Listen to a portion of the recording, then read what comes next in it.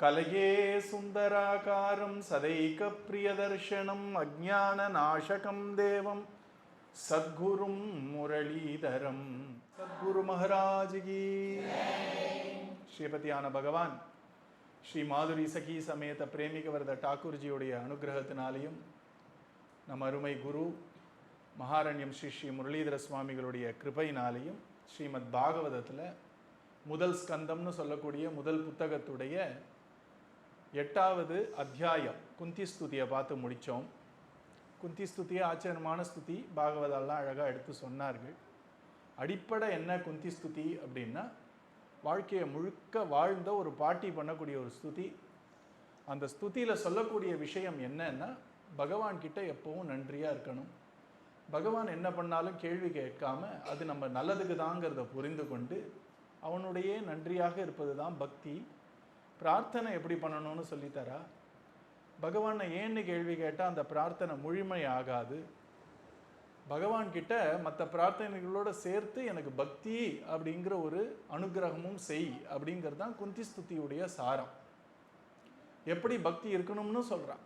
எப்படி இருக்கணும்னா, ஒரு கங்கா தேவி, ஒரு நதி எப்படி எப்பொழுதும் ஒரு சமுத்திரம், கடலை நோக்கியே நதி ஓடுறது தானே அந்த நதியுடைய கதியே என்னதுன்னா கடலை நோக்கி ஓடுறது தான். அந்த நதி எப்படி எப்பவும் கடலை நோக்கி ஓடுறதோ, கருணை கடலாக இருக்கக்கூடிய கண்ணா, உன்னை பற்றியே என்னுடைய மனது எப்பவும் ஓடிக்கொண்டே இருக்கணும். என் சித்த, என்னுடைய மனதுடைய ஓட்டம் உன் நினைவாகவே இருக்கணும். அதுதான் பக்தி. மறக்கக்கூடாது பகவான். கோபிகளெல்லாம் போய் கேட்டான் உத்தவர் அப்படின்னு பெரியவர், கிருஷ்ணருக்கு ரொம்ப அணுக்கமான தோழர். கோபிகளுக்கெல்லாம் நம்ம தியானம் சொல்லித்தரேன் அப்படின்னு உட்கார வச்சா கோபிகள் கலக்குன்னு சிரித்து எழுந்து போயிட்டார். இன்னைக்கு உத்தவன் சொன்னால், பெரிய விஷயம் சொல்லித்தரேன்னு உட்காந்துருக்கேன், ஏன் சிரிக்கிறீர்கள்? கிருஷ்ணனை மனசில் ஞாபகம் வச்சுக்கிறதுக்கு இவ்வளோ கஷ்டப்படணுமா? நிமிர்ந்து உட்காரணுமா? மூச்சை இழுத்து வைக்கணுமா? மேலே மேலே படக்கூடாதா? இதெல்லாமா இவ்வளோ கஷ்டப்படணும்? எங்களால் கிருஷ்ணனை மறக்க முடியலையே அப்படின்றார். உண்மையான பக்தி எங்கே ஒரு பழுத்த நிலையை அடையிறது அப்படின்னா, மறக்க முடியாமல் போயிடணும். கொஞ்ச நேரம் கிருஷ்ணனை மறந்தா தேவலாமே அப்படின்னு தோன்ற அளவுக்கு இருக்கணுமா? அப்படிலாம் யாருக்கும் தோணாது. ஒரு பேச்சுக்கு சொல்கிறேன். அப்படி எனக்கு அந்த மனசு ஒன்றை தவிர வேற எந்த சிந்தனையும் வரக்கூடாதுன்னு கேட்குறாள் குந்தி. இப்படி கேட்ட உடனே பகவானுக்கு சந்தோஷம்தான். பகவான் கிருப்பை எப்படி வேணாலும் பண்ணுவான். தன்னுடைய புன்சிரிப்பு இருக்கு இல்லையா, ஒரு சிரிப்பை வச்சுட்டு நம்மளை பகவானை மறக்கடிக்கவும் பண்ணுவான், பகவானுடைய நினைவாகவே இருக்கவும் பண்ண முடியும். ஒரு சிரிப்புக்கு 1000 விஷயம் இருக்கும். மந்தம் ஜகாச வைகுண்டோ மோகயன் இவமாயையா அப்படின்ற மந்தமாக சிரிச்சானா, லைட்டாக சிரிச்சானா, ஹாலாம் சிரிக்கலை, சிரிச்சான். அந்த சிரிப்பு என்ன ஆயிடுத்துன்னா, குந்தியால் அந்த சிரிப்பையே மறக்க முடியல. கடைசி நிமிஷம் வரைக்கும் அந்த சிரிப்பையே நினச்சிட்டு அந்த சிரிப்பையே ஒரு பிடிப்பாக வச்சுட்டு வாழ்க்கையை வாழ்ந்துட்டு போயிட்டாங்க. சில பேரெல்லாம் குருநாதரை போய் பார்க்கும் பொழுது அவர் ஒரு 2 வார்த்தை சொல்லுவார். அந்த 2 வார்த்தை போரும் நம்ம வாழ்க்கையை அந்த 2 வார்த்தையை வச்சுட்டே ஓட்டிடலாம். நம்ம சத்சங்கத்திலேயே ஒரு பெரியவர் இருந்தார். அவர் ரொம்ப கஷ்டம் அவருக்கு. இப்போ அவருடைய குழந்தைகள்லாம் கைங்கரியம் பண்ணிட்டு இருக்கார்கள். அவங்க 2 பசங்கள் அவருக்கு. இப்போ 2 பேருமே நல்ல எஸ்டாப்ளிஷ்டாக இருக்காங்க, சௌக்கியமாக இருக்காங்க. அப்போ ரொம்ப கஷ்டத்தில் இருந்தார் அவர். அன்றாடமே அந்த குழந்தைங்களுக்கு ஸ்கூல் ஃபீஸே கட்ட முடியாத மாதிரி சென்னையில் கஷ்டப்பட்டார். அப்படி அவர் இருக்கும் பொழுது ஒரு முறை நம்ம காஞ்சி மகா பெரியவரை போய் அவர் தரிசனம் பண்ணார்.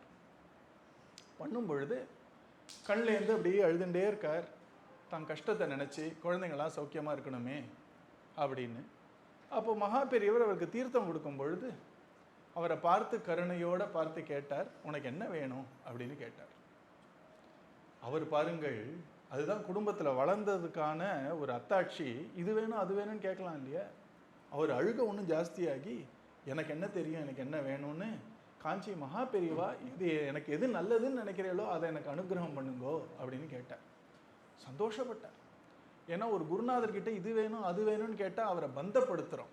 அவர் கொடுக்கறது பெருசாக கொடுக்கணும்னு ஆசைப்படுவார், நம்ம அல்பமாக கேட்டு வாங்கிட்டு போயிடுவோம்.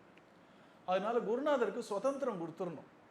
எனக்கு எது நல்லதோ அது நீங்கள் இதே முடிவு பண்ணி எனக்கு அந்த நல்லதை அனுகிரகம் பண்ணுங்கன்னு சொல்லிட்டா சுதந்திரமாக அவரால் என்ன ஆசைப்படுறாரோ அதை அனுகிரகம் பண்ண முடியும்.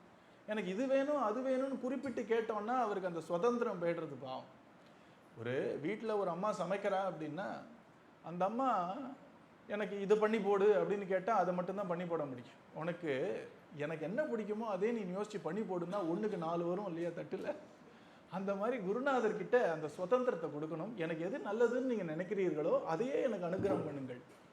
பெரியவர் ரொம்ப சந்தோஷப்பட்டுட்டார். இந்த தீர்த்தம் விடும்பொழுது சொன்னார், எப்பவும் சந்தோஷமாக இருப்ப நீ அப்படின்னார். என்ன சொன்னார்? நீ எப்பவும் சௌக்கியமாக சந்தோஷமாக இருப்பேன்னார். அதை கேட்ட உடனே கண்ணீர் நின்று போயிடுச்சு. இதுதானே நம்பிக்கைங்கிறது. நேற்று நம்பிக்கையை பற்றி பேசணும் இல்லையா? ஒரு மகான் கிட்ட போகிறோம், அவர் ஒரு வார்த்தை சொல்கிறாருன்னா அதுக்கு மேலே ஒரு கேள்வியா? அப்படியே வீட்டுக்கு போனார், சந்தோஷமாக போனார். அவன் வீட்டில் இருக்கக்கூடிய அம்மா கேட்டாங்க, என்ன இவ்வளோ சந்தோஷமாக வரீங்கன்னு. காஞ்சி மகா பெரியவர் நான் சந்தோஷமாக இருப்பேன்னு சொல்லிட்டார் அப்படின்ட்டார். ஒரு 2 மாதம் ஆச்சு. திருப்பி ஸ்கூல் ஃபீஸ் கட்டணும், குவார்ட்டர்லி ஃபீஸ் கட்டணும், பைசா இல்லை.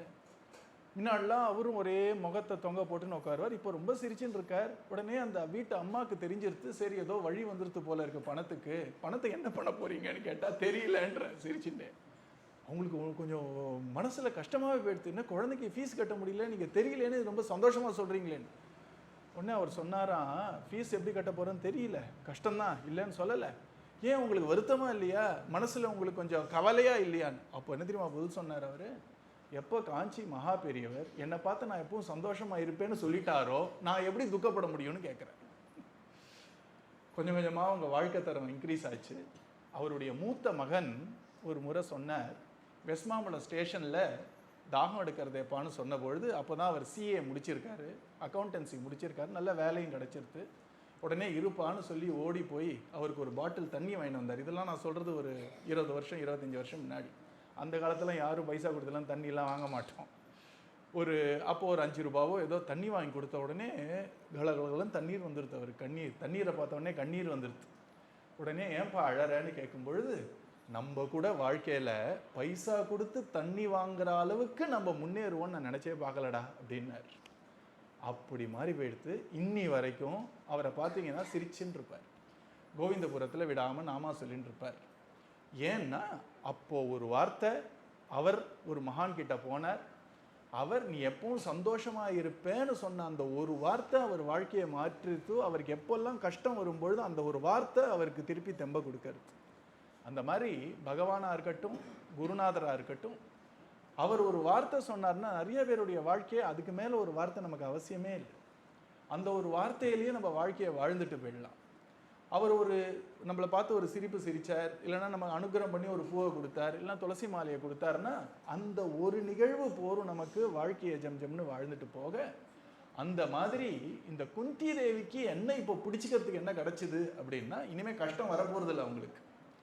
என்ன அவங்களுக்கு கிடச்சிதுன்னா பகவானுடைய ஒரு புன்முறுவல் கிடச்சிதான். அதே தியானமாக போயிடுத்து. மந்த ஹாசம்னு சொல்லக்கூடிய மென்மையான அந்த புன்னகையே குந்தி தேவியுடைய வாழ்க்கைக்கு ஒரு பிடிக்கக்கூடிய ஒரு பிடிப்பாக போயிடுது. அப்படி பகவான் நான் கிளம்புறேன்னு சொல்கிறான்.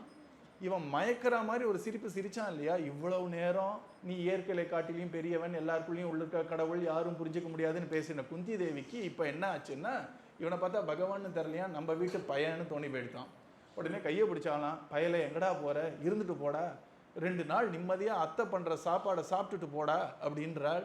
அன்புனால வற்புறுத்தினாலையும் அவளுடைய குழந்தையாக இருக்கக்கூடிய தர்மபுத்திரரும் கிருஷ்ணரை பார்த்து இப்போவே கிளம்பணுமா கிருஷ்ணா, ஒரு 2-3 மாதம் இருந்துட்டு போயேன் அப்படின்னு கேட்டதுனாலையும் பகவான் சரின்னு திருப்பி வந்து உக்காந்துட்டான் உள்ள. அப்போது பகவான் தனியாக இருக்கும் பொழுது இந்த தர்மபுத்திரர் ஓன்னு அழ ஆரம்பிக்கிறார். பகவான் கேட்குறார், அதுதான் ஜெயம் வந்துடுதே, அதான் ஜெயிச்சிட்டியே, இப்போ ஏன் உட்காந்து அழற? தர்மபுத்திரர் சொல்கிற, என்னுடைய பதவி ஆசைக்காக என்னுடைய சொந்த பந்தங்களெல்லாம் போய் போரில் நான் கொலை பண்ணேனே, நான் பண்ணது பெரிய பாப்பமாக தான் எனக்கு தெரியறது. இப்படிப்பட்ட ஒரு ராஜ்யம், ரத்தத்தில் தோஞ்ச ஒரு அரியாசனம் எனக்கு வேணுமா, இந்த சிம்மாசனம் எனக்கு வேணுமா அப்படின்னு அவர் ஒரேடியாக மனசு ஒடிஞ்சு பேச ஆரம்பிச்சுட்டார். உடனே பகவான் சொன்னால், வேணா கொஞ்சம் யாக ஞாதிகள்லாம் பண்ணி மனசை தேர்த்திக்கோன்னு, ஒரு ஹிம்சைக்கு ஒரு பதில் இன்னொரு ஹிம்சை ஆகுமா, அதெல்லாம் எனக்கு சரிப்படாது கிருஷ்ணா அப்படின்ற. இப்போது எல்லாருக்கும் ஒரு கேள்வி வரும், மனசு கொஞ்சம் வருத்தப்படும் பொழுது நம்ம என்ன எக்ஸ்பெக்ட் பண்ணுறோம் அப்படின்னா, நம்ம ஏதோ ஒரு சூமந்திர காளி பண்ணி மகான்கள் அந்த மன கஷ்டத்தை போக்கணும் அப்படின்னு நம்ம நினச்சிட்டு இருக்கோம். கிருஷ்ணனாலே அப்படிலாம் பண்ண மாட்டான்.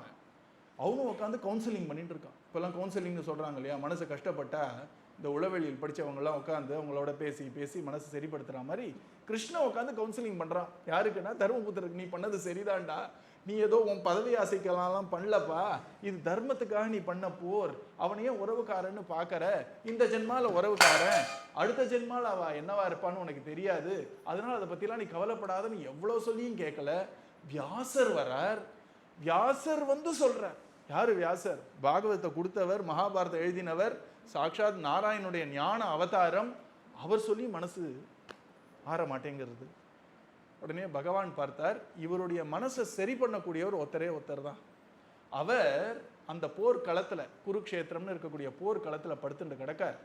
எப்படியாவது இவனை அங்கே தள்ளி விட்டோன்னா எல்லாம் சரியா போயிடும். தர்மபுத்திரருக்கு மனசு எப்போ சரியாகும்னா தர்மத்தை பற்றி கேட்டால் சரியாகும். அவள் மூடை இம்ப்ரூவ் பண்ணுறதுக்கு அவளுக்கு பிடிச்ச விஷயம் சொன்னால் தானே மூடு இம்ப்ரூவ் ஆகும் இல்லையா? சில பேர் சாப்பாடுனா ரொம்ப பிடிக்கும்னா மூடு டல்லாக இருந்ததுன்னா அதான் சாப்பாடு கொடுத்தா சரியாக போயிடும் அவங்களுக்கு. தர்மருக்கு எது சாப்பாடுனா தர்மத்தை பண்ணுறது சாப்பாடு, கேட்கறது சாப்பாடு, பேசுறது சாப்பாடு, தர்மத்தை ரட்சிக்கணுன்ற அந்த ஊற்றம் தான் அவருக்கு முக்கியமான ஒரு சாப்பாடு. பகவான் பார்த்தா, நான் தர்மத்தை சொல்றதை காட்டிலும் தர்மத்திலேயே ஊன்றி இருந்த ஒரு பெரியவர் இருக்கார், பாரதத்துக்கே ரத்தனமா ஒருத்தர் இருந்தார், அவர் தர்மத்தை சொன்னாதான் சரிப்படும்னு அவன் முடிவு பண்ணா. பகவான் எப்பவுமே நேரடியாக அப்படி சொல்ல மாட்டான், நிறைய நேரம் ஒரு இன்டைரக்டா அப்படி காண்பிப்பான், அதுக்கப்புறம் நேரடியாக சொல்லுவான். அடுத்த நாள் தர்மபுத்திரரை பார்த்து, அண்ணா, பகவானே தர்மபுத்திரை பார்த்து அண்ணான்னு தான் கூப்பிடுவார். நீ என்ன பண்ணு, நாளை கார்த்தால என்னை பார்க்க வா, நம்ம பேசுவோம். ராத்திரி தர்மபுத்திரத்துக்கு தூக்கமே வரலை, கிருஷ்ணா கிருஷ்ணா கிருஷ்ணான்னு நினச்சிட்டு இருக்காரு. மனசு கவலையாக இருக்குது, மனசில் ஒரே ஒரு பதட்டம், நம்ம பண்ணது சரியா தவறா, நம்மளுடைய ஒரு ஆசைக்காகவா இப்படிலாம் பண்ணிட்டோம், எவ்வளவு பேருடைய பிராணன் போச்சு, எவ்வளோ பேர் உயிர் போச்சுன்னு கஷ்டப்படுறார். அடுத்த நாள் காத்தால வரார். தர்மபுத்திரர் காத்தால 4 மணிக்கு எழுந்துருவார். 4லேருந்து 5 கொஞ்சம் கிருஷ்ணரை தியானம் பண்ணிட்டு கிளம்புவார். இந்த சுப்பிரபாதம் பௌத்தமையெல்லாம் சொல்லிட்டு தான் கிளம்புவார் அவர். காலங்கார்த்தால நம்ம நினைக்க வேண்டிய விஷயம், காலங்கார்த்தால எப்பவுமே நல்ல விஷயங்களை தான் நினைக்கணும். காலங்காத்தால எடுத்தோடனே நியூஸ் பார்க்கக்கூடாது, ஏன்னா நியூஸில் பாதிக்கு மேலே ஒன்றும் நல்ல விஷயம் மாதிரி வரமாட்டேங்கிறது. கார்த்தால நம்ம நினைக்க வேண்டியது யாருன்னா, நம்ம குருநாதரை நினைக்க வேண்டியது. ஏற்கனவே நம்ம பார்த்தா மாதிரி கஜேந்திர ஆழ்வார் கஜேந்திரனை காப்பாத்தின ஹரியை நினைக்க வேண்டியது, 7 முறை ஹரி ஹரின்னு சொல்லி எழுந்துக்க வேண்டியது. அதுக்கப்புறம் பாகவதர்கள் எல்லாம் ஸ்மரிக்க வேண்டியது. பாகவதர்கள்லாம் யாருன்னா கிருஷ்ண பக்தி பண்ணவர்கள் எல்லாரையும் நினைக்க வேண்டியது. இந்த ஒரு தர்மபுத்திரர் கார்த்தால எழுந்து கிருஷ்ணனை கொஞ்ச நேரம் தியானம் பண்ணிட்டு ஒரு கனமான இதயத்தோட கிருஷ்ணனை பார்க்க போறோன்ற ஒரு ஒரு சந்தோஷத்தோட கிளம்புறார். அவர் கிருஷ்ணன் ஒரு மாளிகையில் தங்கின்னு இருக்கான், தர்மபுத்திரருடைய கெஸ்ட் ஹவுஸில் தங்கின்னு இருக்கான். கிருஷ்ணன் அன்னைக்குன்னு பார்த்து கதவு திறந்து இருக்கு. உடனே இப்படி உள்ள போறார். உள்ள போனால் கிருஷ்ணன் உட்காந்து தியானம் பண்ணிட்டு இருக்கான். இவருக்கு ஒரே தூக்கி வாரி போட்டுது, நம்ம உலகமே கிருஷ்ணனை தியானம் பண்றது, பிரம்மா முதற்கொண்டு. இந்த கிருஷ்ணன் உட்காந்துட்டு யாரை தியானம் பண்றான், ஒரே கியூரியாசிட்டி அவருக்கு. அவர் கிருஷ்ணர் யாரை தியானம் பண்ணுங்கிற கேள்வி பெருசா போயிடுது, அவர் கவலை எல்லாம் சின்னதாக போயிடுது. இந்த கிருஷ்ணன் யாரை தியானம் பண்றான், யாரை தியானம் பண்றான், யாரை தியானம் பண்றான். ஒரு 5 நிமிஷத்துக்கு அப்புறம் கிருஷ்ணர் அப்படி கண்ணை திறந்தார். அழகான திருமேனி, நீல மேனி, அழகான ஒரு மஞ்ச பீதாம்பரம் உடுத்தின்னு இருக்கார். இந்த தர்மபுத்திர பொறுத்தன சந்தோஷப்பட்டார். எழுந்தா, அண்ணா எப்போ வந்த, காக்க வச்சுட்டேனோ ஒன்று? இல்லை, அதெல்லாம் இல்லை கிருஷ்ணா, நீ கண்ணை மூடின்னு உட்காந்து தியானம் பண்ணாலும் ஆனந்தமாக இருக்குது பார்க்குறதுக்கு, நீ கலகலன்னு சிரித்து பேசினாலும் ஆனந்தமாக இருக்குது, நீ கவலைப்படாதன்னு என் தோள் மேலே கையை வச்சு எனக்கு ஆறுதல் சொல்லும்போது ஆனந்தமாக இருக்குது, நீ என்ன பண்ணாலும் ஆனந்தமாக இருக்குது, அதனால் நேரம் போனதே தெரில, நான் வந்து 5 நிமிஷம் தான் ஆச்சு அப்படின்னார். உடனே கண்ணன் சொன்னான், இப்போ அடுத்தது உன் கூட பேசணும்ல, உனக்கு இப்போ மனசு பரவாயில்லையா இருக்கியா அப்படின்னு கேட்ட உடனே, அதெல்லாம் ஒரு பக்கம் இருக்கட்டும் கிருஷ்ணா, நாங்கள்லாம் ராப்பகலா கிருஷ்ணன் கிருஷ்ணன் கிருஷ்ணன் தியானம் பண்ணி உட்காந்துட்டு நீ உக்காந்துன்னு காலங்காத்தால மெனக்கிட்டு எழுந்து குளிச்சுட்டு கோபிச்சந்திரன்ட்டு நீ யாரையோ தியானம் பண்ணிட்டு இருக்கிய, அது யாருன்னு கேட்குறார். உடனே கிருஷ்ணர் சொல்கிறார், பொதுவாக எனக்கு ஒரு குறைன்னு எல்லாரும் சொல்லுவார்கள், குறையொன்றும் இல்லைன்னு கிருஷ்ணனை தான் சொல்ல முடியும். கிருஷ்ணனுக்கே ஒரு குறைன்னு சில பேர் பேச ஆரம்பிச்சிட்டாராம். என்ன குறைன்னா, நமக்கு ஏதானு ஒரு பிறந்த நாள் இல்லைன்னா ஏதானு ஒரு மேரேஜ் டே அப்படின்னா நம்ம யாராவது போய் நமஸ்காரம் பண்ணுறதுக்கு நம்ம விட பெரியவர் ஒருத்தர் இருக்கார் இல்லையா? நம்ம குருவை போய் நமஸ்காரம் பண்ணுறோம், அப்பாவை பண்ணுவோம், அம்மாவை பண்ணுவோம். கிருஷ்ணனை காட்டிலும் பெரிய தெய்வமே கிடையாது. நாங்கள் ஒரு நல்ல நாள் கிழமை அப்படின்னா கோவிலில் போய் கிருஷ்ணா உன்னை நமஸ்காரம் பண்ணுவோம், கிருஷ்ணா உனக்கு பர்த்டேன்னா நீ போய் நமஸ்காரம் பண்ணுற மாதிரி யாரும் இல்லையே, அந்த விஷயத்தில் உனக்கு ரொம்ப பெரிய குறைடா, உன்னை காட்டிலும் நாங்கள் பெரியவான்னார். கிருஷ்ணன் நினச்சா, அடடா இந்த குறையும் நமக்கு போகணுமே அப்படிங்கிறதுக்காக அவர் சொன்னார், உங்களுக்கெல்லாம் நான் தெய்வம்னு கிருஷ்ணன் சொல்கிறான், எனக்கெல்லாம் பாகவதர்கள் தான் தெய்வம். காலங்காத்தால் உட்கார்ந்துட்டு நான் யாரை ஸ்மரிப்பேன்னா பிரகலாத. ஒரு நாள் உட்காந்துன்னு பிரகலாதையே ஸ்மரிச்சுட்டு இருப்பேன். அந்த 5 வயசு குழந்தை எவ்வளோ நாமா சொல்லித்து. 5 வயசு குழந்தை எவ்வளோ கஷ்டம் வந்தால் கூட ஒரு குறை சொல்லலையே. அந்த 5 வயசு குழந்தை சொந்த அப்பா அடிக்கிறான், உருட்டுறான், அப்போ கூட ஒரு வார்த்தை என் அப்பா அழியணும்னு சொல்லலையே. இப்படி ஒரு குணமா, இப்படி ஒரு ஞானியான்னு அவனை கொஞ்ச நாள் ஸ்மரிச்சுட்டு இருப்பேன். அடுத்த நாள் என்ன பண்ணுவேன்னா நாரத. ஒரு நாள் உட்காந்து நாரதரையே நான் தியானம் பண்ணுவேன். 3 லோகத்திலையும் எனக்காக அயராமல் உழைக்கிறாரே. நாம பிரச்சாரத்தை நாரதர் மாதிரி யாரான்னு பண்ண முடியுமா? ஒரு செகண்ட் கூட வேஸ்ட் அடிக்க மாட்டாராம். உலகத்தில் எல்லா இடத்துலையும் போய் நாம பிரச்சாரம் பண்ணிட்டு வந்துடுவார். இது ரொம்ப துஷ்டனுடைய சபை அப்படிங்கிறதுக்காக அவர் நாரதர் இது நாஸ்திகர் இருக்கிற சபைனாலும் அங்கேயும் போய் நாம பிரச்சாரம் பண்ணிட்டு வந்துடுவாராம். ஹிரண்யகசிபுவோட சபையில கூட நாராயண நாமத்தை சொல்லிட்டு வந்துடுவார். எப்படின்னா கத்தி சொன்னா தானே பிரச்சனை, வீணையில வாசிச்சுட்டு வந்துடுவாராம். நாராயண நாராயண. இந்த ஹிரண்யகசிபு பாவம், அவன் ஏதோ ஒரு பாட்டு பாடுறான், அவர் சிரிச்சுட்டே நாராயண வாசிட்டு வந்துடுவார். அவர் அங்கே இருக்கக்கூடிய பெரியவங்களுக்குலாம் தெரியும் ஒரு நாராயணன் தான் வாசிக்கிறாருன்னு. இந்த ஹிரண்யகசிபு முட்டாள், அவருக்கு தெரியாது. அதனால ஹிரண்யகசிபு சபையில கூட நாராயண நாமத்தை வாசிச்சுட்டு வருவார். இப்படி அயராது உழைக்கக்கூடிய நாரத. ஒரு நாள் கிருஷ்ணர் நாரதரை தியானம் பண்ணுவாராம். ஒரு நாள் என்ன பண்ணுவார்னா வியாச பகவானுடைய அப்பா பராசரர் அப்படின்னு பேரு. அவருடைய கதையை ஒரு நாள் சொல்றேன். இந்த பராசரர் அப்படிங்கிறவர் யாருன்னா பெரிய முனி, அவர் பெரிய யோகி. அவர் யாருடைய அப்பானா வியாச பகவானுடைய அப்பா. அந்த பராசரர் என்ன பண்ணார், தான் கல்யாணமே பண்ணிக்கூடாது, தன்னுடைய பிரம்மச்சாரியத்தை காப்பாத்திக்கணும்னு அப்படி ஒரு பெரிய மகானா இருந்தார். அப்படி இருக்கிறவர் எல்லா முனிவர்களும் வந்தார்கள் பராசரர்கிட்ட. வந்து சொன்னார்கள், கலியில எல்லாம் பெரிய பிரச்சனை ஆக போறது, கலியில நம்ம தர்மத்தை, சனாதன தர்மத்தை நல்ல நிலை நாட்டுவதற்கு ஒரு மகான் வரணும். அது அந்த மகான் சாதாரண மகானா இருக்கக்கூடாது, கிருஷ்ணனே தான் ஒரு அவதாரமா இறங்கி வரணும். அதற்காக தவம் இயற்றுவதற்கு பிரம்மச்சாரியா இருக்கிறதுனால நீங்க தான் சரி அப்படின்ன உடனே இந்த பராசரர் நேர ஒரு யமுன கரையில உட்கார்ந்துட்டு நாராயணனையே தவம் இயற்றி நேர நாராயணனே வந்துட்டார். வந்த உடனே அவரை புகழ்ந்து விட்டு அவர் சொல்றார், கலிகாலத்துல இந்த சனாதன தர்மத்தை சீர்திருத்த நீர் தான் இறங்கி வரணும். இப்படி சொன்னான்னு இந்த விஷமக்கார நாராயணன் சொன்னார், கவலையப்படாத, உனக்கு குழந்தையா நானே வரேன் அப்படின்ட்டார். பொதுவாக நம்மளாம் சந்தோஷப்படுவோம் இல்லையா, கிருஷ்ணனே குழந்தையா பிறப்பான்னு. அப்போ அவருக்கு ஒரு குறையா, என் பிரம்மச்சாரியத்தை அப்போ கூட நான் விடமாட்டேன்ட்டார் அவர். நீ குழந்தையா வர சந்தோஷம்ப்பா, அதுக்காக நான்லாம் உட்காந்துட்டு விவாகம் பண்ணிட்டு என்னுடைய பிரம்மச்சாரத்தை நழுவ விட மாட்டேன்ட்டார். நாராயணனுக்கே ஆச்சரியமா இருந்துதான்.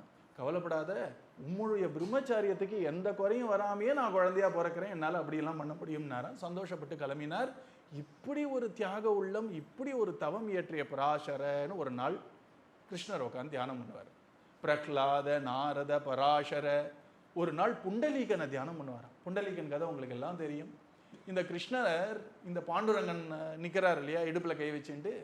இந்த பாண்டுரங்கன் அந்த இருக்கக்கூடிய பண்டரிபுரம் காரணமே எதனாலனா இந்த புண்டலீகனால தான். அந்த ஆக்சுவலாக பண்டரிபுரம்ங்கிறதே புண்டலீகபுரம் தான் பேர், ஷார்ட் ஆகி பண்டரிபுரம்னு வந்துருத்தார்.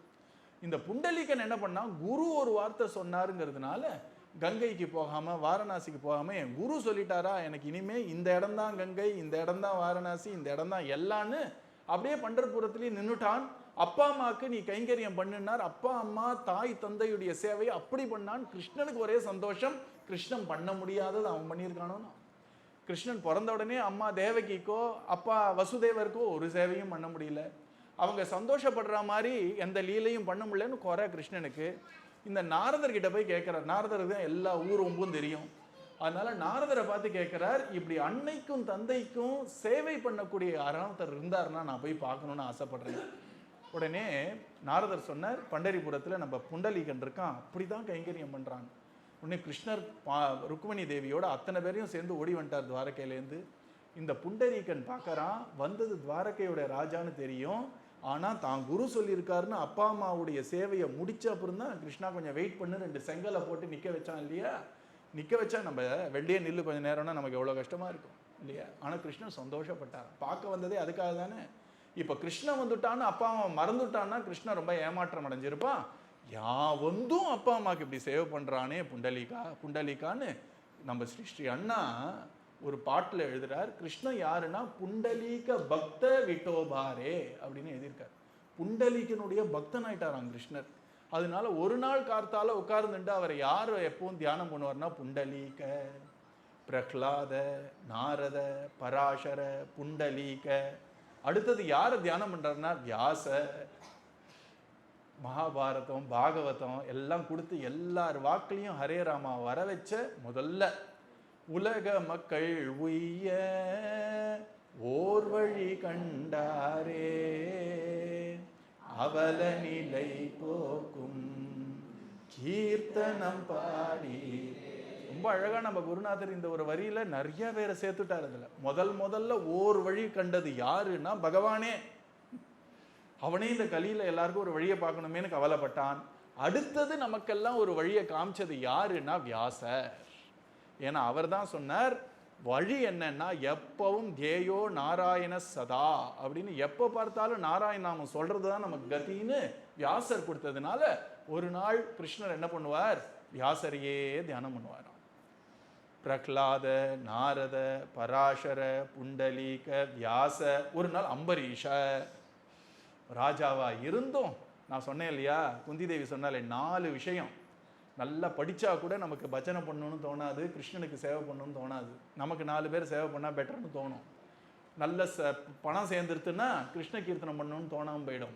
நிறைய பதவி வந்துருத்துன்னா கிருஷ்ண கீர்த்தனம் பண்ணணும்னு தோணாமல் போயிடும். நல்ல குலத்தில் பிறந்தோம்னா அந்த கர்வத்தினால கிருஷ்ண கீர்த்தனம் பண்ணணும்னு தோணாமல் போயிடும்.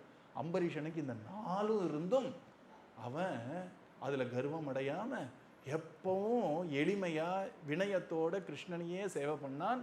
எந்த அளவுக்குன்னா கிருஷ்ணன் நேரம் வந்து நின்ன போடு கூட எனக்கு இது வேணும் அது வேணும்னு கேட்கல. கிருஷ்ணனா பார்த்து ஆசைப்பட்டு இந்தாடா எதுக்கு வச்சுக்கோன்னு சக்கரத்தாழ்வாரை கொடுத்துட்டு போனாராம். அப்படிப்பட்ட அம்பரீஷன் ராஜாவா இருந்தும் அப்படி ஒரு சேவை பண்ண அம்பரீஷன் ஒரு நாள் கிருஷ்ணர் தியானம் பண்ணார். இன்னைக்கு யாரை தியானம் பண்றாருன்னா பிரஹ்லாத, நாரத, பராசர, புண்டலீக, வியாச, அம்பரீஷ, சுக, சௌனக, பீஷ்ம. இன்னைக்கு யார் அவர் தியானம் பண்றாருன்னா பீஷ்மரை தியானம் பண்றார்.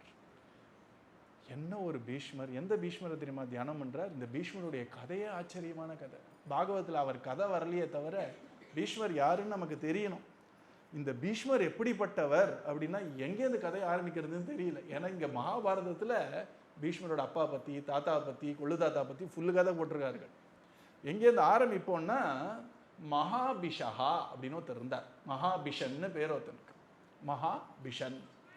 அவன் யாருன்னா இந்த பீஷ்மர் வரக்கூடிய அந்த பரம்பரையில முன்னாடி வந்தவன் இக்ஷ்வாகு பரம்பரைன்னு பேர். இக்ஷ்வாகுன்னு பேர் ஒரு ராஜாக்கு.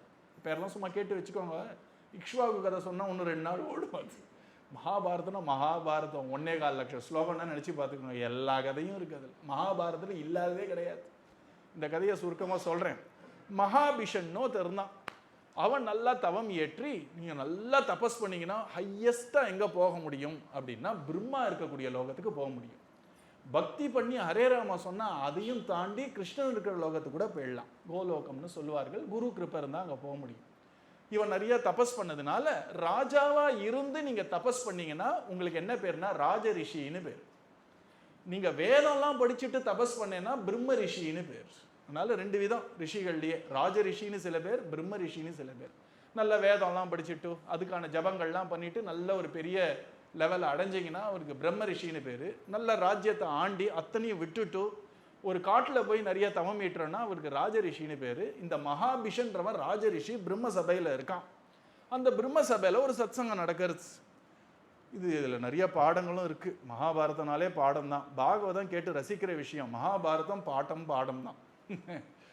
இங்கே என்ன ஆச்சு, கங்காதேவி வந்தாளாம் பிரம்மலோகத்துக்கு. இது வரைக்கும் கங்காதேவி கீழே இறங்கி வரலை. அந்த கங்காதேவி வந்தா பிரம்மலோகத்துக்கு. அவள் வந்து உட்கார்ந்தார். இந்த மகாபிஷன் என்ன பண்ணா, பிரம்மாவை தானே உட்காந்து பார்க்கணும், இந்த கங்காதேவியை பார்க்க ஆரம்பிச்சிட்டானா. சத்சங்கத்தை வந்து இப்படிலாம் பண்ணலாமா? பிரம்மா பார்த்தார், அடப்படுபாவி இதெல்லாம் மறந்து இங்கே வரத்துக்கு தாண்டா சத்சங்கம், இங்கேயும் உட்காந்து கங்காதேவியை பார்க்குறியா? சரி நீ கிளம்பு கீழே, நீ இங்கே இருக்கிறதுக்கு லாயக்கு இல்லை, நீ இறங்கு கீழேன்ட்டார். ஒரு சாபத்தை கொடுத்தார். நீ என்னவா ஆக போறேன்னா நீ ஒரு ராஜாவா கீழே இறங்கு. இறங்கி கங்காதேவி நீ இறங்கு. இறங்கி சொல்றார், நீ இறங்கின அப்புறம் என்ன ஆகும் அப்படின்னா நீ அவ மேல அப்படி ஒரு அன்பை வைப்ப, அப்படி ஒரு பாசத்தை வைப்ப, எப்போ அவன் மேல கோபம் வருதோ அப்போதான் உனக்கு சாப விமோசனம். தலைகீழ இருக்கு பாருங்க. உடனே அவர் சொன்னார், அவள் நிறைய பாடாப்படுத்துவா உன்னை, அதனால நீ நல்லா அவகிட்டேருந்து அவள் பண்ணுற விஷயத்துக்கெல்லாம் நீ கேள்வியே கேட்கக்கூடாதுன்னு அவள் சொல்ல போறா, அத்தனை நீ பொறுத்துன்னு இருக்க போறேன்னா அவ்வளோ மோகம் அவன் மேலே உனக்கு, ஒரு நாள் நீ கோவப்படுவ, அன்னைக்கு சாப விமோச்சனமாகும்னு அனுப்பி விடுறார். இந்த மகாபிஷக்கு நடக்க போகிற விஷயம்லாம் பார்த்துட்டான். ஏன்னா பிரம்மலோகனாலாம் தெரியும். அவன் சொன்னான், எனிவே நான் பண்ணது தப்பு தான், நீங்கள் தண்டனை கொடுத்துட்டீங்க, நான் ஏற்றுக்கிறேன், ஆனால் அப்பா ஒரே ஒரு சின்ன விஷயம் பண்ணுங்க. பிரம்மாவை பார்த்து சொன்னார், எனக்கு இந்த பிரதீபன்னு ஒரு பெரிய ராஜா வரப்போகிறான். அவனுக்கு பிரதீபன் ஏன் பேர் தெரியுமா? அவன் உடல்லேருந்து எப்பவும் ஒளி வந்துட்டே இருக்குமா. பிரதீபம்னா அதான அர்த்தம், தீபம்னு. அந்த ராஜா பெரிய ராஜான்னு கேள்விப்பட்டேன், அவனுக்கு குழந்தையா வரக்கூடிய பாக்கியத்தை கொடுன்னா. பிரம்மா சந்தோஷம் போ அப்படின்ட்டார். கங்கையும் கிளம்பிட்டா, மகாவிஷ்ணும் கிளம்பிட்டான். கங்கை போகிற வழியில் இந்த தேவர்கள்லேயே ஒரு டைப்பாக தேவர் இருக்கா, அவங்களுக்கெல்லாம் வசுக்கள்னு பேர். நம்ம வசுமதியெல்லாம் சொல்கிறோம் இல்லையா, அதில் 8 பேர் இருக்கார்கள். இது நீங்கள் தெரிஞ்சுக்கணும், ஏன்னா சனாதன தர்மத்தில் இருக்கிறதுனால. மொத்தம் தேவர்கள் எவ்வளோன்னா 33 தேவர்கள். எவ்வளோ பேர்? 33. ஆனால் தான் திருப்பாவையில் சொல்லும்பொழுது 33 அமரருக்கு முன் சென்று கப்பம் தவிர்க்கும் கலியே 33ன்னு சொல்லுவோம். அந்த 33ல் நம்ம பிரித்து பார்த்தோன்னு வச்சுக்கோங்களேன், 11 பேர் சிவாம்சம் கொள்ளக்கூடிய ருத்ரர்கள்னு பேர். 11 ருத்ரர்கள். நம்ம சூரியன் மாதிரி நம்ம தேவர்களில் 12 பேர் இருக்கார்கள் பற்றியா, அவர்களுக்கு ஆதித்யர்கள்னு பேர். அதனால்தான் ஒரு மாதத்துக்கு அந்த சூரியனுடைய ஒரு அம்சம் இருக்கிறதுனால ஒரு மாதத்துக்கு இந்த 12 ஆதித்யர்கள் பேரை வைப்போம். ரைட்டா? இப்போ 11 ருத்ரர்கள்னு பேர், 12 ஆதித்யர்கள்னு பேர், 8 வசுக்கள்னு இந்த 8 பேர். இந்த 8 வசுக்களுக்கு ஒரு பேக் ஸ்டோரி என்னன்னா, இந்த 8 வசுக்கள் ஜாலியாக இருக்கலாமேன்னு பூலோகத்துக்கு இறங்கி வந்தார்களாம் தம் பத்தினிகளோட. இப்போ ஏதானு ஒரு இடத்துக்கு சுற்றுலா போனோன்னா கப்பு சுப்புன்னு பார்த்தோமா வந்தோமான்னு இருக்கணும் இல்லையா? அந்த இடத்துல போய் இந்த ஊர் ரொம்ப நல்லா இருக்கு, இங்கே ஒரு 5 ஏக்கர் வாங்கி போடுவோமான்னு யாரான்னு யோசிப்பார்களா?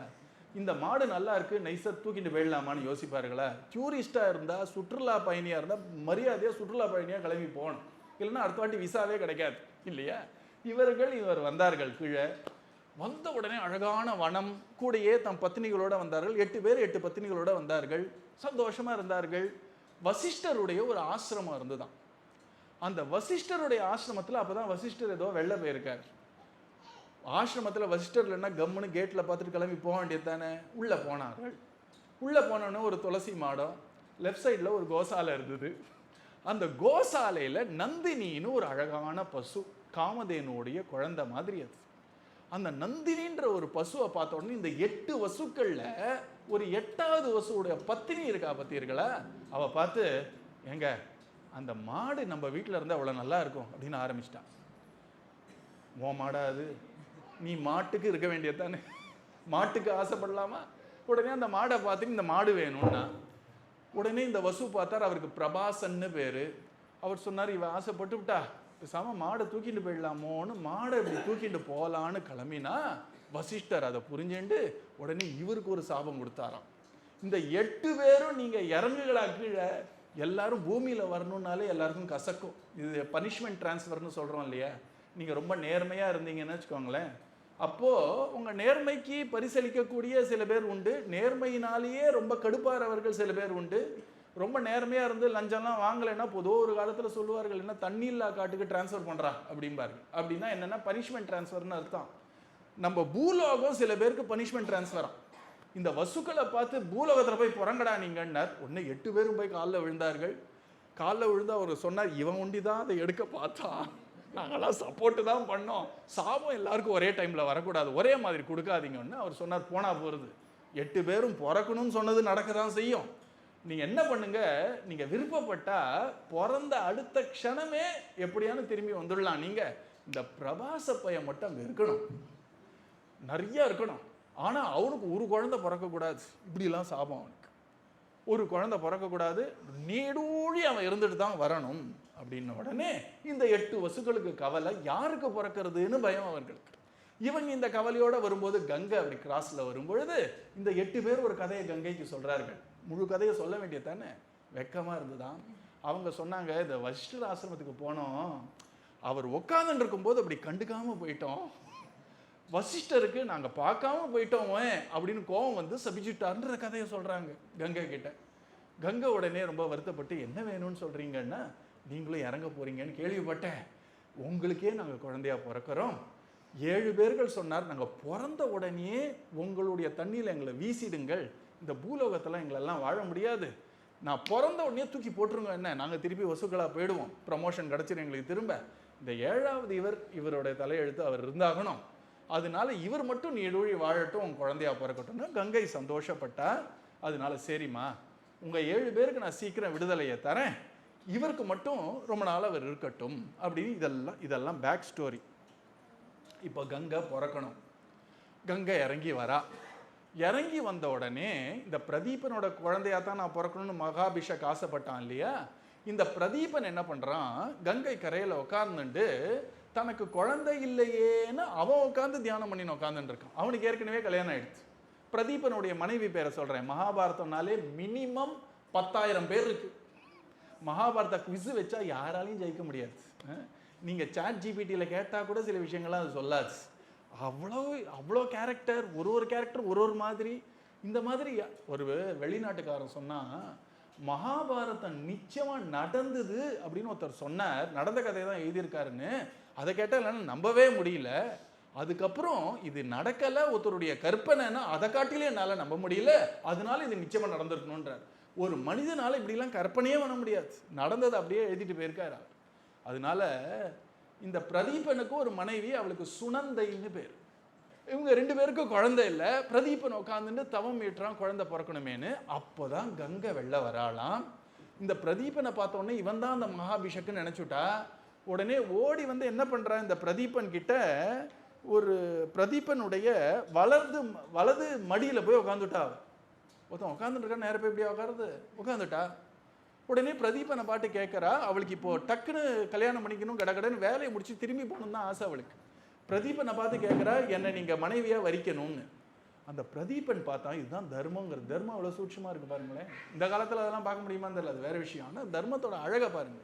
அவன் சொல்கிறான், மனைவி உட்கார வேண்டிய மடிங்கிறது இடது மடி, பெண்ணோ மருமகளோ உட்கார வேண்டிய மடிங்கிறது வலது மடி. நீ எப்போ என் வலது மடியில் வந்து உட்காந்துட்டியோ உன்னை நான் மனைவியாக ஏற்றுக்கொள்ள முடியாது, வேணா மகளாக எடுத்துக்கிறேன், இல்லை மருமகளாக எடுத்துக்கிறேன்ட்டான்.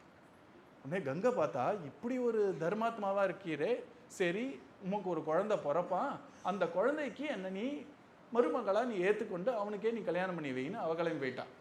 இன்னும் குழந்தையே பிறக்கல. உடனே ஒரு குழந்தை பிறந்துதான். அந்த குழந்தைக்கு தான் சந்தனுன்னு பேர். என்ன, ஸ்ரீரங்கம் போனீர்கள்னா நம்ம ரங்கநாத சுவாமிக்கு முன்னாடி சந்தன மண்டபம்னு சொல்லுவார். அது சந்தன மண்டபம் இல்லை, சந்தனு மண்டபம். இந்த மகாராஜா அங்கே ஒரு மண்டபம் கட்டிட்டு வந்திருக்கார் ரங்கநாத சுவாமி. ஏன்னா அவருடைய குல தெய்வம் அது. அதனால அந்த சந்தனுன்னு ஒருத்தன் பிறந்தான். அவனுக்கு சந்தனுன்னு ஏன் பேர் வந்ததுன்னா, இவர்கள் நிறைய தவமியேற்றி பிறந்ததுனால அவனுக்கு சந்தனுன்னு பேரு. அவன் இவ்வளவு தபஸ்வியா இருக்கிறதுனால என்ன ஆச்சான், சந்தனுக்கு யாரான்னு கை கொடுத்தான்னு வச்சுக்கோங்களேன், கை கொடுத்தவாளுக்கு அப்படி ஒரு ஆனந்தமா இருக்குமா. 2வது கை கொடுத்தவாளுக்கு ஒரு 10 வயசு குறைஞ்சிருமா. அதனாலே அவனுக்கு இந்த மாதிரி யாரும் இருந்தால் டெய்லி கை கொடுக்கலாமே. டெய்லி கை கொடுத்தீங்கன்னா அப்புறம் குழந்தையா போயிடுவீங்க. சந்தனுன்னு பேரு. தவத்தால் பிறந்ததுனால சந்தனு. அவன் ஒருத்தருடைய தனு அப்படின்னாலே உடம்புன்னு அர்த்தம். அந்த உடம்பை தொட்டாலே அப்படி ஒரு புத்துணர்ச்சி வந்துருமா அந்த உடம்புக்கு.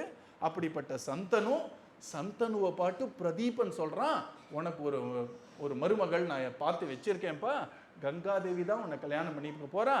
நீ அவ வந்து ஒரு கண்டிஷன் வைக்க போறா. அவ என்ன கண்டிஷன் வைக்க போறான்னா, நான் என்ன செஞ்சாலும் கேள்வி கேட்கக்கூடாதுன்னு வைக்க போறா. இந்த காலத்து பொண்ணுங்க தான் அப்படி கேட்கறதுன்னு நினைக்க வேண்டாம், அந்த காலத்துலேருந்தே கேட்கிறார்கள். என்ன நீ கல்யாணம் பண்ணிக்கணும்னா என்ன பண்ணாலும் நீ கேட்கவே கூடாது அப்படின்னு அவ கேட்டாள். உடனே எல்லாத்துக்கும் தலையாட்டினான் சந்தனு. ஒரு நாள் இப்படி வேட்டையாட போறான். அந்த ராஜாக்களுக்கெல்லாம் பாதி கல்யாணம் வேட்டையாடும் போது தான் நடக்கிறது. அவன் வேட்டையாட போகும்பொழுது இந்த கங்காதேவி தெரிகிறா. பார்க்கறதுக்கு அவ்வளோ திவ்யமான ஒரு அழகு. உடனே அந்த கங்காதேவியும் பார்த்தோன்னே தெரிஞ்சிருத்து, மகாபிஷன் அப்படின்னு சொல்லக்கூடியவன் தான் இப்போ சந்தனுவா வந்திருக்கான்னு தெரிஞ்சிருத்து. உடனே அவள் போறா. அவன் கேட்குறான், என்னை நீ வந்து மனம் செய்து கொள்வாயான்னு. தாராளமாக பண்ணிக்கிறேன், ஒரே கண்டிஷன், நான் என்ன பண்ணாலும் நீ விமர்சனம் பண்ணக்கூடாது, கேள்வியே கேட்கக்கூடாது. அவன் அழகில் மோகிச்சு போயிட்டான் இல்லையா, நீ என்ன பண்ணாலும் ரைட்டுன்ட்டான். என்ன நடக்க போகிறதுன்னு அவனுக்கு தெரியல. கல்யாணம் ஆச்சு. ரொம்ப அழகாக இந்த கங்கையை பார்க்கும் பொழுது அவனுக்கு என்ன தோன்றதுன்னு பாருங்களேன். அழகு வேற, கவர்ச்சி வேற. இந்த கங்கையை பார்க்கும்போது அவனுக்கு என்ன தோன்றதுங்கிறத வில்லிபுத்தூரார்னு ஒருத்தர் இருந்தார். அவர் மகாபாரதத்தை தமிழ்ல அப்படி அழகா எழுதியிருக்கார். அவர் ரொம்ப அழகா ஒரு பாட்டுல சொல்றார், வையகமடந்தை கொள். அந்த கங்கையை பார்த்த உடனே அவனுக்கு என்ன தோன்றதான், பூமாதேவி தான் இறங்கி வந்துட்டாளோன்னு தோன்றதான்.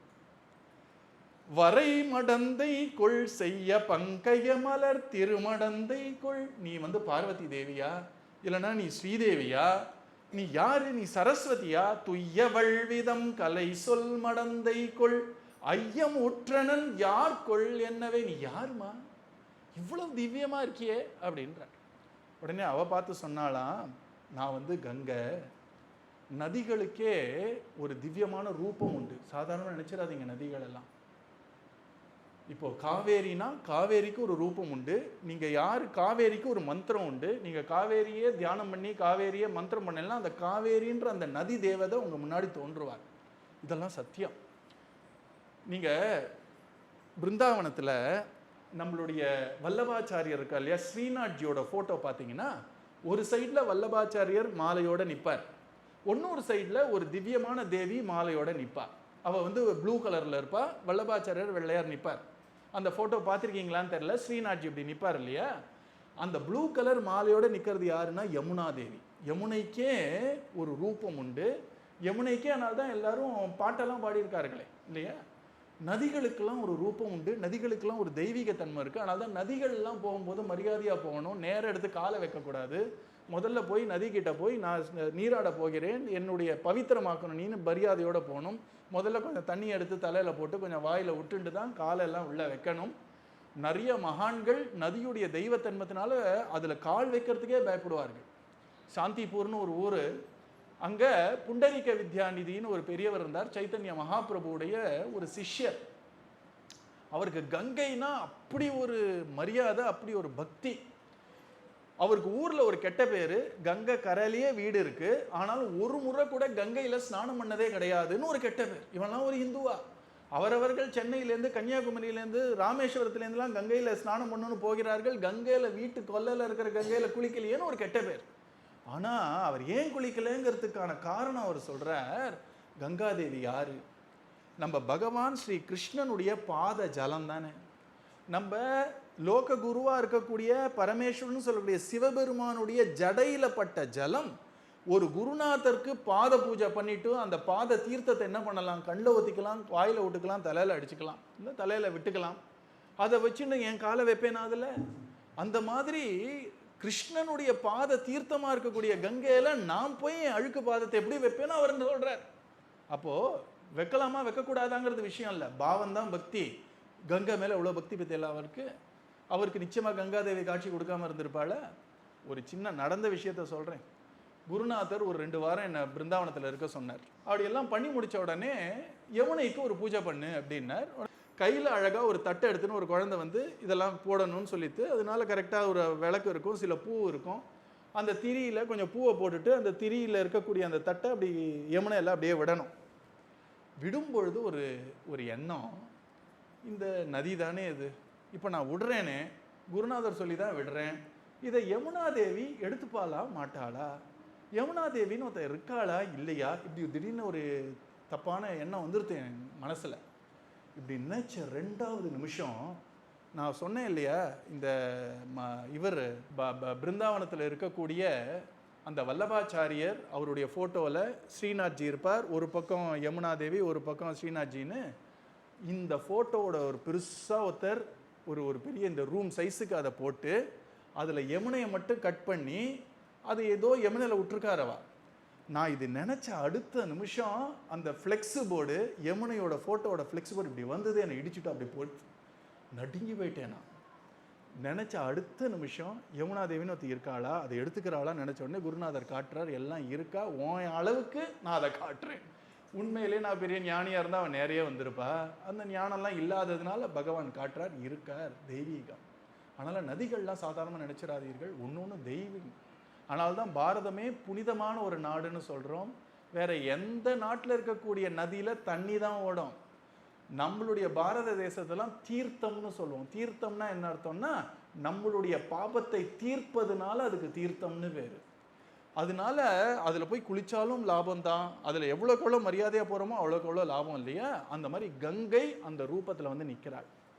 அதனால அவளை பார்த்த உடனே இது பூமகளா, இல்லைன்னா இது பூமகளா, இல்லைன்னா அது ஸ்ரீமகளான்னு தோண ஆரம்பிச்சிருது அவனுக்கு. உடனே அவளை பார்த்து சொன்னான். சொல்லிட்டு என்ன சொல்கிறான் அப்படின்னா, அதே சொல்கிறான், நான் என்ன காரியம் பண்ணாலும் நீ கேள்வி கேட்கக்கூடாது, அதுக்கெல்லாம் என்னுடைய நிபந்தனைக்கு நீ ஒத்துண்டேன்னா கல்யாணம் பண்ணிக்க சொன்னால் பண்ணுறான். சொன்னான். அப்படியே ஆனந்தமாக அவன் வாழ்க்கை போச்சு. அவனுக்கு அழகாக அடங்கி தான் இருக்கா, ஜம்முன்னு தான் எல்லாம் இருக்காரு, சந்தோஷமாக இருக்கான். முதல் குழந்தை பிறக்கிறது. பிறந்த கையோட ராத்திரி இந்த கங்கை யாருக்கும் எதுவும் சொல்லாமல் குடுகுடுன்னு குழந்தைய எடுத்துன்னு போய் பக்கத்தில் இருக்கிற நதிக்கிட்ட போகிறான். அவன் பார்க்குறான், இது குழந்தைய எடுத்துன்னு போகிறாளே, என்ன பண்ணுறா, எதுவும் கேள்வி கேட்கக்கூடாது, சாம இருக்கான். குழந்தையோட போகிறா, திரும்பி வரும்போது ஒருங்கையோட வரா. கேட்க முடியுமா எங்கடா குழந்தைன்னு? கேட்க முடியாது. தவிக்கிறான், என்னாச்சுன்னு தெரியல. இன்னைக்கு வரும் நாளைக்கு வரும்னு பார்த்தா குழந்தை வரவே இல்லை. ஒரு நாள் ஓடித்து அடுத்த குழந்தை பிறந்தது. அதே மாதிரி பிறந்த அன்னைக்கு ராத்திரி இப்போ உனக்கு டவுட் வந்துடுது. எப்படி தூங்குற மாதிரி தூங்கி பார்க்கறான், குழந்தைய தூக்கின்னு ஓடுறான். பின்னாடியே போகிறான். போனால் பிறந்த குழந்தைய அப்படியே நதியில் போட்டுட்டு திரும்பி வந்துட்டா. அவனுக்கு பதச்சிட்டு போயிடுத்து. என்ன இப்படி பண்ணுறா, நம்ம ராஜ்யத்தை ஆடுறதுக்கான ஒரு ராஜகுமாரன், அவனை போய் இப்படி போட்டு வராளே, தான் குழந்தை இப்படி போடுறாளே, என்னாச்சு இவளுக்கு? ஆனாலும் மனசை கட்டுப்பட்டுக்கிட்டான். இந்த மாதிரி 1 2 7 ஆச்சு. 7 குழந்தைய போட்டு வந்தால 8வது குழந்தையும் தூக்கிட்டு போனான். போயிட்டே இருக்கும் பொழுது அவன் என்ன பண்ணிட்டான், டவால்னு முன்னாடி வந்து நின்னான். நின்று அவன் என்ன சொல்கிறான், கெஞ்சறான், என்னம்மா இப்படி பண்ணுற, ஏன் நீ இந்த 8 7 குழந்தைங்களை போய் இந்த தண்ணியில் போட்டு வரியே, இதுக்கு என்ன காரணம், நீ யாரு? இது வரைக்கும் கேட்கவே இல்லை அவன், நீ யாரு? அப்போ கங்கை சிரிச்சுன்னு சொல்கிறா, நிறுத்துக மரபினை நிலை பெறும்படி வெறுத்து என முனியினும் வேண்டுமால் இது. நிறுத்து, தமிழே அழகு. நிறுத்துக மரபினை நிலை பெறும்படி. நமக்கு ஒரு மரபு இருக்கே, நம்மளுடைய குழந்தை தான் அடுத்த ராஜ்யத்தை ஆளணும், அந்த குழந்தை தான் அடுத்த ராஜ்யத்தை ஆளணும்னு ஒரு மரபு இருக்கே, அதை நிலைநாட்ட வேண்டாமா? நீ பிறக்கிற குழந்தையெல்லாம் எடுத்து போட்டுட்டே இருந்தானா இப்போ அவன் கேட்குற கேள்வி தர்மமாக இருக்கு பார்த்தீர்களா? இந்த நாட்டை தர்மத்தை பரிபாலனம் பண்ணுறதுக்காக ஆள வேண்டிய ஒரு அரசன் வேணுமே எனக்கு, அப்புறம் அந்த மரபு கட்டாயிடுமே, அதனால போடாதேன்றன தவிர என் குழந்தை பாசத்தினால கேட்கல. அதுதான் சந்தனு, அதான் அவர் தர்மாத்மா. நம்ம நாட்டை காப்பாற்றுறதுக்கு ஒருத்தன் வேணுமே, அந்த மரபினை நிலை பெறும்படி வெறுத்து என்னை முனியினும் வேண்டுமால் இது. நீ என்னை பார்த்து இப்படி நான் கேள்வி கேட்டுட்டேனேன்னு என் மேலே நீ வெறுப்படைஞ்சாலும் பரவாயில்ல, எனக்கு இது தெரியணும். மறுத்தனன் யான் என மனம் செய்யாது இனி பொறுத்தருள் புரிக இப்புதல்வன் தன்னையே. நீ போடாதேன்னு மறுத்ததுனால நீ எனக்கு என் மேலே உனக்கு மனஸ்தாபம் மனசு வலி ஏற்படாத மாதிரி இந்த குழந்தைய மட்டும் எனக்கு கொடுத்துடேன்னு கேட்குறான். கேட்ட உடனே கங்காதேவி சிரிச்சுட்டே சொல்கிறேன், நல்லா இருக்கே நீ பேசுறது, 7 குழந்தை போகும்போது வராத கருத்து இப்பயே வந்ததுன்ற அவ. நன்று நன்று அவனிபனவின்ற வாசகம். அவனிபன ராஜான்னு அர்த்தம், அவனியை பரிபாலிப்பவன். நன்று நன்று நல்லா இருக்கே, நம்ம கிண்டலா சொல்லுவோம் இல்லையா, குட் குட் அப்படிமோ இல்லையா, அப்படி சொல்றாளாம். நன்று நன்று அவனிபனவின்ற வாசகம் இன்று நின்று இறங்கினை எழுவர் மைந்தரை. இன்னைக்கு நீ அப்படி ஒரு மனசை ஸ்திரப்படுத்திட்டு கேட்டியே, 7 போச்சே, அப்ப எங்க போச்ச உன் புத்தின்னு கேட்கிறாள் அவன். கொன்ற அன்று என் செய்தாய் கொடியை என்னவே.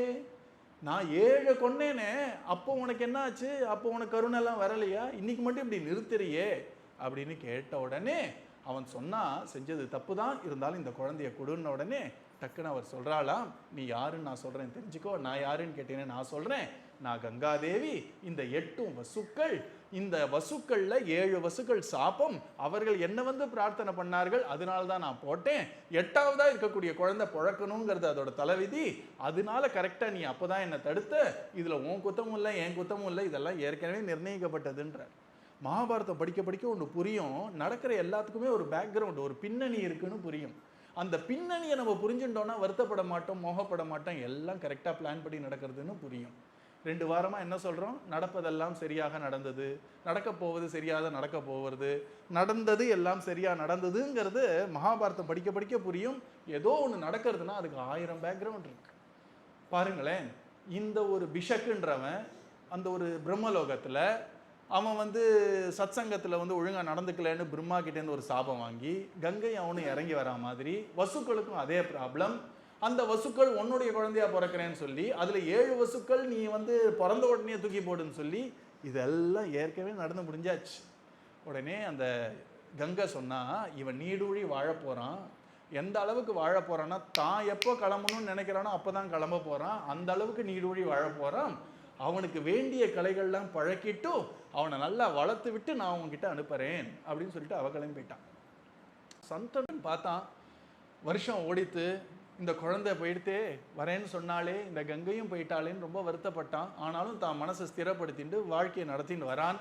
ஒரு நாள் இதே மாதிரி வேட்டைக்கு போகிறான். போகும்பொழுது என்னாச்சு, நல்ல ஃபோர்ஸாக வரக்கூடிய ஒரு நதி அப்படி மலை மேலேருந்து ஃபோர்ஸாக வருது. இறங்கி கொஞ்சம் தூரம் போனால் ஃபோர்ஸ் ரொம்ப கம்மியாக ஒரு சின்ன ஒரு காவா மாதிரி வந்துட்டுருக்கு தண்ணி. பார்த்தா இந்த நதியுடைய வேகத்தை யாரோ நிறுத்துறாரு. எப்படி இது நிறுத்திதுன்னு பார்த்தா ஒரு 16 வயசு சிறுவன். அவன் அம்புகள்னாலே ஒரு அணையை பண்ணிட்டானான். அந்த அம்புகளுடைய அணையை எங்கேயானு நதி கட்டுப்படுமா? அன்புகளோட அணையினால குச்சி குச்சியாக நட்டா நிற்குமா நதி? கட்டுப்படுறது. அந்த பையனை பார்த்தா அவனுக்கு உள்ள புத்திர பாசம் பொங்கிட்டு வருது. உடனே கிட்ட போய், பையா நீ யாருன்னு கேட்கும்பொழுது கங்கை வெளில வரா. அந்த பையனை தான் கையை பிடிச்சின்னு வரா. இதுதான் உன்னுடைய குழந்தை, 8வது குழந்தை. இவனுக்கு தேவவிரதன்னு பேரு.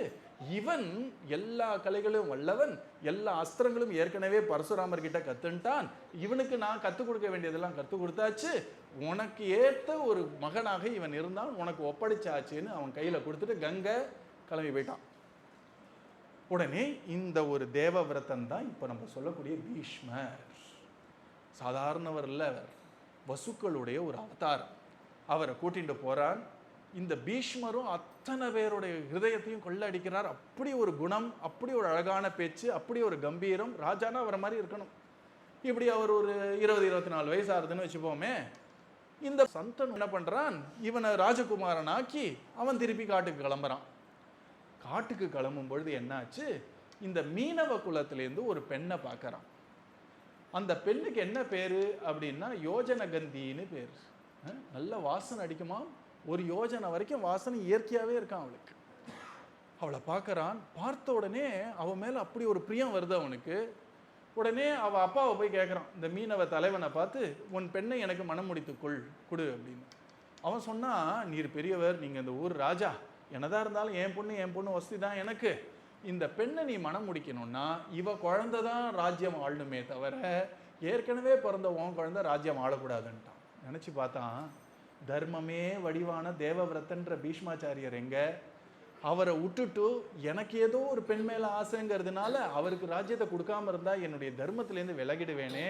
ஆனால் இந்த பெண் மேலே ஒரு அன்புங்கிறது அப்படி ஸ்திரமாக இருக்குது. என்ன பண்ணுறதுன்னு தெரியல. முகம் வாடி எடுத்து அவனால் சரின்னு சொல்ல முடியல. வீட்டுக்கு வந்துட்டார். அவர் அரண்மனைக்கு வந்துட்டார். இந்த பீஷ்மாச்சாரியராக இருக்கக்கூடிய தேவவிரதன் பார்த்துட்டே இருக்கார். அப்பாவோட முகம் சரியில்லையே ரொம்ப நாளா அப்படின்னு. ஒரு நாள் கூப்பிட்டு கேட்குறாரு, அப்பா நான் பண்ணதில் ஏதானு உங்களுக்கு மனசில் கஷ்டமாக போயிடுச்சா, நான் ஏதாவது தப்பாக பண்ணிட்டேன்னா ஏன் நீங்கள் எப்பவும் வாடிய முகத்தோடையே இருக்கிறீர்கள்? பீஷ்மாச்சாரியர் கேட்குறார் தேவவிரதன். அதுக்கு அவள் அப்பா இது சொல்ல முடியுமா, சொல்கிற விஷயமா சொந்த பையன்கிட்டயே? அவர் சொன்னார், நீ தான் என்கிட்ட இருக்கிற ஒரே மகன்பா. நீயும் பல ஊர்கள் போய் பல நாடுகள்லாம் சண்டை போட்டு போரிட்டு எல்லாத்தையும் சேர்த்து தர எனக்கு. போரில் உனக்கு எதான ஆச்சுன்னா இந்த நாட்டுக்கு அடுத்த சந்ததி அடுத்த குழந்தைன்னு ஒன்று இல்லாததுனால ராஜாவே இல்லாமல் போயிடுமோன்னு கவலையாக இருக்குன்னு சொல்லி மழுப்பிட்டார். இவர் சொல்லும்போது நமக்கே கன்வின்ஸ் ஆகலை இல்லையா? நம்ம பீஷ்மாச்சாரியர் எவ்வளோ புத்திசாலி, அவர் கன்வின்ஸே ஆகலை. பார்த்தார், அந்த நாட்டில் வயசான ஒரு மந்திரியாம். அவருக்கு ராஜா எங்கே போகிறார் என்ன பண்ணுறார் எல்லாம் தெரியும். ஆளை வச்சு எல்லாம் தெரிஞ்சு வச்சுட்டு இருப்பார் அவர் ஒற்றர்கள் மூலமாக. தனியாக அவரை கூப்பிட்டு கேட்டார், தாத்தா அப்பா ஏன் இப்படி இருக்கார்? அவரும் அப்பா சொன்ன கதையை சொன்னார். இது எங்கள் அப்பா ஏற்கனவே இந்த கதையை சொல்லிட்டார், எனக்கு உண்மையை சொல்லும். உடனே கையை பிடிச்சார், இப்படி இப்படி பார்த்தார். உங்கள் அப்பா அந்த ஒரு வேட்டைக்கு போயிருந்தார் இல்லையா, அங்கே ஒரு யோஜனகந்தின்னு ஒரு பெண்மணியை பார்த்தா, மீனவ குலத்து பெண்ணு. அந்த பெண்ணுடைய வளர்ப்பு தந்தை ஆக்சுவலாக அவ கூட அவருடைய பொண்ணு கிடையாது. ஏன்னா நினச்சி பாருங்க, இதெல்லாம் தர்மாத்மாக்களுக்கு இந்த மாதிரி மனசு தவறாகவே போகாது. இவ யாருன்னா இவ வேற ராஜாவுடைய பொண்ணு. உபரிசர வசுன்னு பேர் அவருக்கு. அவருடைய பொண்ணு அத்ரிகான்னு ஏதோ ஒரு அப்சரசு, அவ ஒரு சாப்பம் இறங்கி வந்தா. அவங்க 2 பேருக்கும் பிறந்த ஒரு பொண்ணாமது. அதனால தான் ராஜாவுக்கு ஒரு ராஜகுமாரி மேலே ஒரு அன்பு வருது. ஏன்னா தர்மாத்மாக்கள்லாம் அப்படி தான் இருப்பார்கள். அதனால அவர் பார்த்தார், அவர் சொன்னார் அவன் மேலே அன்பு வந்துடுது. அந்த அப்பா சொல்லிட்டான், இவளுக்கு பிறக்கிற குழந்தை தான் ராஜாவாகணும்னு சொல்லிட்டான். அதனால உங்கள் அப்பாவுக்கு அது மனசு கேட்கல, ஒன்றை ராஜாவாக்குறது தான் சரின்னு அவருக்கு படுறது. தன்னுடைய ஒரு இஷ்டத்துக்காக தர்மத்தை மீறக்கூடாதுன்னு வருத்தப்படுறார். இவ்வளோதான விஷயம், நான் கிளம்புறேன் பாருன்னு கிளம்பிட்டார். நேராக போனார், நேராக அந்த மீனவ குலத்துக்கு போகிறார். மீனவ குலத்து ராஜானை பார்க்குறார், தசராஜான்னு பேர் அவனுக்கு. அவனை பார்த்து கேட்குறார், உங்கள் பெண்ணை எங்கள் அப்பாவுக்கு நீங்கள் மனம் முடித்து கொடுக்கணும், என்ன நிபந்தனை? அவர் சொன்னார், உங்களை பார்த்தாலே அப்படி தர்மாத்மாவை தெரியறது, ராஜாக்களை தெரியறது, இவளுக்கு பிறக்கக்கூடிய குழந்தை தான் ராஜாவானுன்னு கேட்டேன். நீங்கள் இருக்கும்பொழுது அது எப்படி சாத்தியமாகும்? அவ்வளோதானே, நான் உங்களுக்கு வச்சனம் தரேன், சத்தியம் பண்ணி தரேன், நான் ராஜ பதவியை எடுத்துக்கல. இந்த மத்ஸ்யகந்திக்கும் இந்த யோஜனகந்திக்கும் எங்கள் அப்பாவுக்கும் பிறக்கக்கூடிய குழந்தைக்கே ராஜ்யத்தை கொடுக்குறேன், இது என் சத்தியம்ட்டார். வாங்கின அப்புறம் அவர் கன்வின்ஸ் ஆகல. ஏன், நான் தான் சத்தியம் கொடுத்துட்டேனே, என் வாக்கில் அவங்களுக்கு நம்பிக்கை இல்லை. நம்பிக்கைலாம் இருக்கு, நீ வேணா இப்படி இருப்ப, உனக்கு 4 குழந்தை பிறந்ததுன்னு வச்சுக்கோ, அவளுக்கு பேரன் பிறந்தான்னு வச்சுக்கோ, இப்போ உன் குழந்தை என்ன சொல்லும்? எங்கள் தாத்தா ஏதோ பண்ணிட்டு போயிட்டார், அதெல்லாம் நாங்கள் ஒத்துக்க மாட்டோம், நாங்கள் தான் ராஜாவாக ஆகணும், இவன்லாம் ராஜாவாக கூடாது, என் பேர பசங்களுக்கு ப்ராப்ளம் வருமேன்ற. பீஷ்மாச்சாரியர் என்ன தெரியுமா பண்ணார்? இந்த தேவவிரதன், இவ்வளோதான விஷயம், நான் கல்யாணம் பண்ணிட்டா தானே எனக்கு குழந்தைகள், நான் வாழ்க்கை முழுக்க பிரம்மச்சாரியாகவே இருப்பேன் அப்படின்ட்டார். சத்தியம் பண்ணுறார். இது ஒரு பயங்கரமான சத்தியம். ஏன்னா அந்த காலத்தில் கல்யாணம் பண்ணிக்கலைன்னா ராஜாவாக முடியாது, ராணியோடு இருந்தால் தான் ராஜா ஆக முடியும். இதை சொன்ன உடனே மேலிருந்து எல்லாம் டம டம டமன்னு கொட்டினார்கள். பேரி முழுகித்து சங்கு நாகத்தை கேட்டது, மேலேருந்து தேவர்கள்லாம் வருஷம் போட்டார்கள். ஒரு அப்பாக்காக, அப்பா வாக்கு சரியாகணும், அவர் சந்தோஷமா இருக்கணுங்கிறதுக்காக தான் வாழ்க்கையை தியாகம் பண்ண இந்த பீஷ்மாச்சாரியன் வாழ்க. பீஷ்மன் அப்படின்னாலே பயங்கரமான அர்த்தம். எப்படி ஒரு பயங்கரமான சபதத்தை பண்ணியிருக்காரு. பீஷ்மா, பீஷ்மான்னாலே அவருக்கு பீஷ்மன்னு பேர் வந்துருச்சு. ஒரிஜினல் பேர் அது கிடையாது, நிறைய பேருக்கு வந்த பேர் தான் ஒட்டிக்கும் இல்லையா. ஒரிஜினல் பேர் அவருக்கு தேவவிரதன்னு பேர். அந்த பீஷ்மாச்சாரியரை பார்த்த உடனே இவர் ரொம்ப சந்தோஷப்பட்டார். என்னுடைய பெண்ணை நீ கூட்டின்னு போய் பண்ணுன்னு உடனே இவ ஆக்சுவலாக பீஷ்மாச்சாரியரோட கொஞ்சம் வயசு சின்னவள், அவள் காலில் விழுந்து சொல்கிறாராம், அம்மா வாங்க போகலான்றார். இதுதான் தர்மம், இதுதான் சனாதன தர்மம். இந்த விரதத்தில் ஏற்றிக்கிறார், மரியாதையாக கூட்டின்னு வந்து விடுறார்.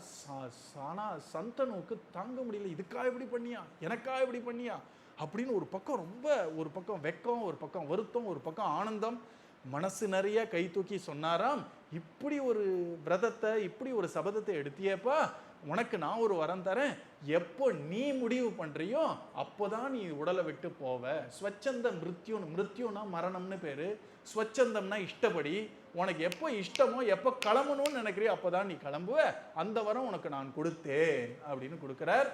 அவர் தான் பீஷ்மாச்சாரியர். அந்த ஒரு போர்ல, 18 நாள் போர்ல அவர் மேல எவ்வளவு அம்பு தொலைச்சிருக்குன்னா எண்ண முடியாதான், அப்படி தொலைச்சிருக்கான். எப்படி தொலைச்சிருக்குன்னா, ஒரு வாழைப்பழம் இருக்குன்னு வச்சுப்போம், அதுல இஷ்டத்துக்கு ஊசியை குத்தினோன்னா உள்ள போய் மேலேருந்து கீழே சைட்ல இருந்துலாம் இருக்கும் இல்லையா, அப்போ வாழைப்பழத்தை வச்சிங்கன்னா அந்த ஊசியோடைய ஒரு சப்போர்ட்லேயே அதை நிற்கும் இல்லையா, அப்படி படுத்து கிடக்கார். ஏதோ ஒரு பெட்ல எல்லாம் படுக்கல, அவர் படுத்துட்ட பெட்டு எதுன்னா அம்புனால தொலைச்ச அந்த பெட்டு, அம்பு படுக்கையில படுத்துட்டு இருக்கார். அவரை தியானம் பண்றார். இப்போ நான் சொன்ன அத்தனையும் கிருஷ்ணர் உட்காந்து தியானம் பண்ணிட்டாருங்க. எப்படிப்பட்ட ஒரு ராஜ ரிஷி, ஒரு சாபம்ன்ற பேர்ல வசுக்களா இறங்கி வந்து இப்படி இருக்கக்கூடிய பீஷ்மாச்சாரியர் வாழ்க்கையை தியாகம் தியாகம் தியாகம் தியாகம். மற்ற நாட்டிலலாம் வெற்றியை கொண்டாடுவார்கள். 1000 பேர் தலையில காலை வச்சாவது நான் பெரிய ஆளாறேன், கோடீஸ்வரன் எல்லாரும் பெருசா அவங்க போட்டோ வச்சுட்டு இருப்பாங்க வீட்டில். பாரத தேசத்துல தியாகம் யாரு பெருசா பண்றார்களோ அவர்கள் தான் மகான்கள், அவர்களை தான் நம்ம கொண்டாடுவோம். நீ எவ்வளோ பெரிய வெற்றி அடைஞ்சேன்னா உன் வெற்றிக்கு பின்னாடி எவ்வளோ பேரோட கண்ணீர் இருக்குது, எவ்வளோ பேரோட ரத்தம் இருக்குது, அது என்ன பெரிய விஷயம். ஆனால் நீ பண்ணக்கூடிய தியாகம் தான் ஒருத்தருடைய பெருமையை காட்டுறது இல்லையா, அதுதான் நம்ம பாரதத்துடைய ஒரு கலாச்சாரம். அதனால இப்படிப்பட்ட தியாகியா தனக்குன்னு ஒன்றும் பண்ணாமல் இந்த வம்சம் வளரணும் வம்சம் வளரணும் வம்சம் வளரணும் பாண்டவர்களுக்கும் கௌரவர்களுக்கும் உழைச்ச ஒரு ரத்தனமாக இருக்கக்கூடிய பீஷ்மாச்சாரியரை இப்படி தியானம் பண்ணிட்டு இருக்கும் பொழுது கரெக்டாக இந்த யுதிஷ்டர் வரார். நீர் இன்னைக்கு யாரை தியானம் பண்ணுறேன்னா, இந்த பீஷ்மாச்சாரியர் தான் பாரதத்துக்கே ஒரு ரத்தனமாக இருந்தாரே, நம்ம அந்த தாத்தாவை தான் நான் தியானம் பண்ணிட்டு இருக்கேன்ப்பா. இப்போ அவர் குருக்ஷேத்திரத்தில் இருக்கார். இந்த உத்தராயணம் தட்சிணாயனம்னு 2 இருக்கு. 12 மாசங்கள்ல 6 மாசம் இந்த தை வருது இல்லையா, தையிலேருந்து ஆரம்பிச்சு உத்தராயணம்னு பேர். உத்தராயணமா என்ன அர்த்தம்னா, சூரியனை சுற்றி நம்ம பூமி பெயின் இருக்கு இல்லையா, இப்போ பூமியை வச்சுட்டு சூரியனை பார்த்தோம்னா வடக்கு திசையில சூரியன் திரும்பும். அதுக்கு தான் உத்தராயணம்னு பேர். அந்த உத்தராயணத்தில் நம்ம பிராணனை விட்டால் ரொம்ப நல்லதுன்னு பெரியவர்கள்லாம் சொல்லுவார்கள்னு அது காத்துட்டு இருக்காராம். இது வெள்ளை சொல்கிற கதை. அவர் நினச்ச போது கிளம்பலாம். அவர் எவ்வளவு அம்பு குத்தியும் இப்போ நான் கிளம்ப மாட்டேன்னு இருக்கார். ஏன்னா நல்ல நேரம் பார்த்து கிளம்பணும்னு அவருக்கு அவசியம் இல்லை. ஏன்னா அவர் யோகீஸ்வரர், எப்போ போனாலும் கிருஷ்ணன்கிட்ட தான் போவார். ஆனால் அவருக்கு என்ன ஆசைன்னா, இவ்வளவு நாள் வெள்ளம் முரட்டுத்தனமாக இருந்தாலும் உள்ள கிருஷ்ணன்கிட்ட அவ்வளோ பக்தி பண்ணேன்னு, நான் கிளம்புற அன்னைக்கு கிருஷ்ணன் என்னை வந்து பார்த்த அப்புறம் தான் நான் கிளம்புவேன்னு படுத்துன்னு இருக்கார் அவர். கிருஷ்ணன் வந்து எனக்கு தரிசனம் கொடுத்த அப்புறம் தான் நான் போவேன்னு கிளம்பி. ஒரு வார்த்தை சொன்னால் ஓடி வரமாட்டானா கிருஷ்ணன்? சொல்ல மாட்டாராம். அவருக்கு ராங்கி. கிருஷ்ணனா வரணும், நான் படுத்துட்டு இருப்பேன் அது வரைக்கும். கிருஷ்ணர் எப்படி இருப்பார்னா, பக்தர்கள்லாம் ராங்கியாக இருப்பார்கள், கிருஷ்ணன் வளைஞ்சு வளைஞ்சு கொடுப்பான் எல்லாருக்கும். கிருஷ்ணனுக்கு இப்போ எப்படியாவது பீஷ்மரை பார்க்கணுன்னு வரணும். ஆனால் யுதிஷ்டர்கிட்ட சொல்ல மாட்டார். என்னென்னா, எனக்காக காத்துட்டு இருக்கார், நான் போகணுன்னு அவர் சொல்ல மாட்டார். இவர் பேசலைன்னா அவரும் பேச மாட்டார். அவர் ஒரு கதை சொன்னார்னா இவர் வேற கதை சொல்கிறார். இப்போ என்ன சொல்கிறார், கிருஷ்ணனுக்கு இப்போது பீஷ்மாச்சாரியருக்கு தரிசனம் கொடுக்கணும். யுதிஷ்டருக்கு மனக்கலக்கம். கிருஷ்ணன் ஒரு விளையாட்டு விளையாடுறான், இவர் ஒரு கதை சொல்லிட்டாருன்னா இவர் ஒரு கதை சொல்கிறார். நீ என்ன பண்ணு, உன் மனக்கலக்கம் எப்போ தெரியுமா தீரும்? இந்த பீஷ்மாச்சாரியர்கிட்டே நீ தர்மத்தை கேட்டாதாண்டா உன் மனக்கலக்கம் தீரும். அதனால வா போகலாம். பீஷ்மாச்சாரியர் காத்துன்னு இருக்கார் அங்கே. அவர்கிட்ட போய் நீ தர்மத்தை பற்றி எல்லா விஷயமும் கேட்டுக்கோ, உன் மனக்கலக்கம் தீரும். எந்த மனக்கலக்கத்தை என்னால் தீர்க்க முடியாதோ, வியாசரால் தீர்க்க முடியாதோ, அதை பீஷ்மாச்சாரியர் தீர்த்து வைப்பாங்க. இது ஒரு கதை. கிருஷ்ணன் நினச்சா இதெல்லாம் தெரியாது அவனுக்கு. அர்ஜுனனுடைய மனக்கலக்கத்தை கீதை சொல்லி சரி பண்ணான் இல்லையா. இப்போ யுதிஷ்டருக்கு திருப்பி அதே தர்மக்ஷேத்திரம் குருக்ஷேத்திரன்னு ஆரம்பித்து 700 ஸ்லோகம் சொன்னாலாம் சரியாக போயிடும் அவருக்கு. ஆனால் அவருக்கு என்ன ஆசைன்னா, பீஷ்மருக்கு தரிசனம் கொடுக்கணும். பீஷ்மர் ஒரு கதை விட்டார், என்னன்னா நான் நல்ல நேரத்துக்கு காத்துட்டு இருக்கேன்னு. கிருஷ்ணர் ஒரு கதை விட்டார், என்னன்னா யுதிஷ்டரா அவர்கிட்ட கேளு, அதுக்காக தான் நானும் காத்துட்டு இருக்கேன், வா போகலாம். கதைன்னு சொல்கிறேனே தவிர பகவான் ஒரு காரியம் பண்ணால் 5 காரணம் இருக்கும் அதுக்கு. அதனால அத்தனை பேரோடையும் கிளம்பி போகிறார்கள், குருக்ஷேத்திரத்துக்கு போகிறார்கள். படுத்துன்னு இருக்கார். அவர் முன்னாடியே ஒரு வாட்டி அர்ஜுனை பார்த்து எனக்கு கொஞ்சம் தீர்த்தம் வேணும்னு கேட்டாராம். உடனே அர்ஜுனன் தன்னோட அம்பை அடித்து அங்கேருந்து ஒரு தீர்த்தத்தை கொடுத்தான். துரியோதனும் இருந்தான், அர்ஜுனனும் இருந்தான். எனக்கு தலை கொஞ்சம் கழுத்து வலிக்கிறது, ஒரு தலையணையை கொடு, எனக்கு ஒரு தலையணையை கொடுன்னாராம். உடனே துரியோதனம் ஓடி போய் நிறைய பஞ்சு மெத்தையெல்லாம் எடுத்துன்னு வந்தான். பீஷ்மர் பார்த்து சிரிச்சாராம். அர்ஜுனா நீ என்ன கொடுக்க போறேன்னா, அர்ஜுனன் என்ன பண்ணா, இன்னொரு அம்பு அடிச்சானா. மற்றதெல்லாம் படுக்க அம்பா இருக்கும்போது தலைக்கு மட்டும் யாராவது தலையணை வைப்பார்களா? அதுவும் ஒரு வீரன் தலையணையை வச்சுன்னு படுப்பானா? 300 அம்பு மேலே தலையை வச்சுன்னு படுத்து அர்ஜுனன் தான் என்னை ஒழுங்காக புரிஞ்சுட்டான்ட்டாராம். அப்படி படுத்துன்னு இருக்கார் இவர். அப்படி படுத்துன்னு இருக்கும் பொழுது அங்கே வந்தது யாருன்னா யுதிஷ்டிரர். கிருஷ்ணனோட அர்ஜுனன், பீமன், நகுலன், சகாதேவன், திரௌபதியும் வந்தான். எல்லாரும் வந்தார். எல்லாரும் வந்து சுற்றி நிற்கிறார்கள். பீஷ்மர் பார்த்தார், கொலவளன்னு கண்ணீர் வந்துருச்சு அவருக்கு. நான் ஆசைப்பட்டேங்கிறதுனால பகவான் அத்தனையும் விட்டு என் முன்னாடி வந்து இப்படி நிற்கிறானே, சந்தோஷப்பட்டார். அப்புறம் இந்த 5 பாண்டவர்களை பார்த்து துக்க கண்ணீர் விடுறாராம். உனக்கு போய் இவ்வளோ கஷ்டம் வரலாமா? எங்கே தர்மம் இருக்கோ அங்கே கஷ்டம் வரலாமா? தர்மம் மட்டும் இருந்தால் கூட கஷ்டம் வரும். ஏன்னா தர்மம் மட்டும் இருந்தால் போராது, நமக்குன்னு ஒரு வீரம் வேணும். அந்த வீரமும் அழகான அர்ஜுனன் வடியில் இருக்கும் பொழுது வீரமும் தர்மமும் இருக்கிறதுல எப்படி கஷ்டம் வரும்? வீரமும் தர்மமும் இருந்தால் கூட போராதாம், பராக்கிரமம்னு ஒன்று வேணுமாம். பீமன் ரூபத்தில் பராக்கிரமமும் இருக்குது.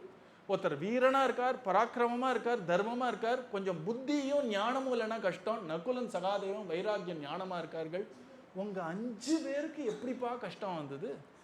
சரி, இந்த 5 விஷயம் இருந்தாலும் கஷ்டம் வரலாம். கிருஷ்ணன் உன் பக்கம் இருக்கும்பொழுது உனக்கு கஷ்டம் வந்ததே, துன்பம் வந்ததே, அது என்னால் தாங்க முடியலன்னு கலகலன்னு கண்ணீர் விடுறாராம். என்ன? உடனே அவர் சொன்னாராம், நான் இப்படி கஷ்டப்படுற மாதிரி நீ கஷ்டப்படுறாத, இது எனக்கு என்னன்னு புரிஞ்சிருத்து, எல்லாம் காலம்ப்பா. காலம்னு ஒன்று வந்துருத்துன்னா எல்லாம் இருந்தும் கவுத்து போடத்தான் போடும். இந்த காலம் ஏதோ தனியாக ஏதோ ஒன்று காலம்னு நினைக்காத, கிருஷ்ணனுடைய ஒரு சின்ன அம்சம்தான் இந்த காலம். இங்கே நிற்கிறானே கிருஷ்ணன், உன் மாமா மகன் நினைக்காத, இவன் தான் உலகத்தையே படைத்து காத்து அழிக்கக்கூடிய பரமாத்மான்னு தெரிஞ்சுக்கோ. உனக்காக தேரோட்டினா, நீ கூப்பிட்ட போது உட்காந்து உனக்கு தண்ணியெல்லாம் எடுத்துன்னு வந்து வச்சான், உன் குதிரையை குளிப்பாட்டினா, நீ நினைக்க போது உனக்காக தூது கூட போனான். அதனால கிருஷ்ணன் நீ லேசாக எடை போட்டுறாத, அவன்தான் பரமாத்மா அப்படின்னு சொல்கிறார்.